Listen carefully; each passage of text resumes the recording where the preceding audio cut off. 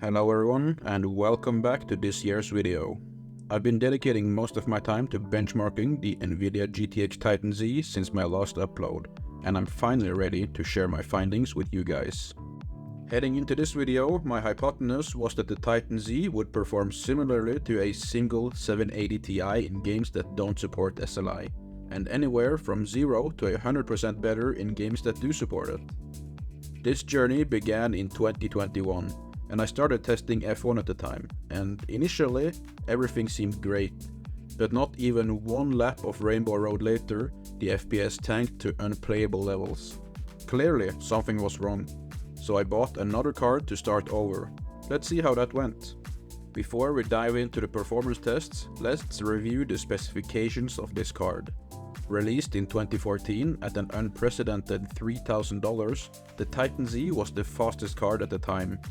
While it boasted excellent gaming performance, it was primarily geared towards professional applications.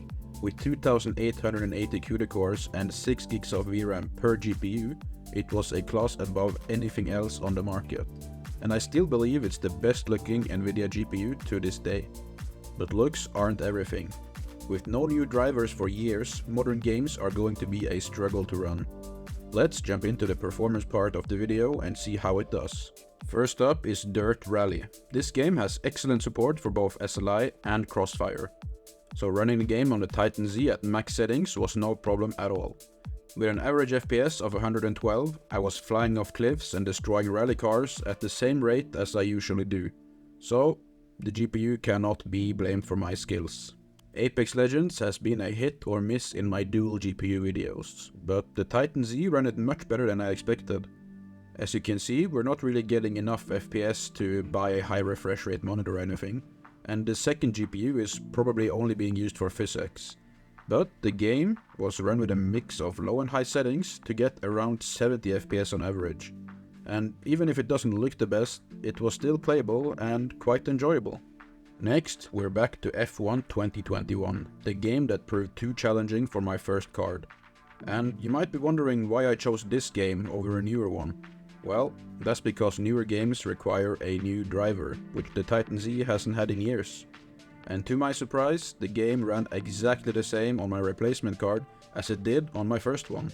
So, if you're in the market for a Titan Z, hit me up.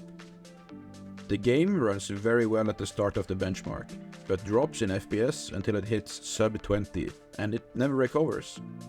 I don't recommend that anyone uses an old dual GPU in their system, but it sucks to see driver issues come in the way of a good result. Moving on to the last game in my testing, which is Rise of the Tomb Raider. This game has great SLI support, and this could be seen in the results. Running the game at absolutely maxed out settings resulted in an average of 91 FPS, which is more than enough to enjoy a game like this, and one day I will get around to that. To conclude, you should not go out and buy one of these for daily use unless you're a tech enthusiast or just want one for display on a shelf. And I really think Nvidia should have supported this card with a few more years of drivers, because it was very expensive at the time, and it has good enough specs to run more modern games than the outdated drivers allow it to do. So, can it still game? Well, kind of, but should it? Probably not. Thanks for watching. I have now run out of dual GPUs to test, and I'm wondering what I should test next. Well, it's a good thing I have a couple of months to think about that.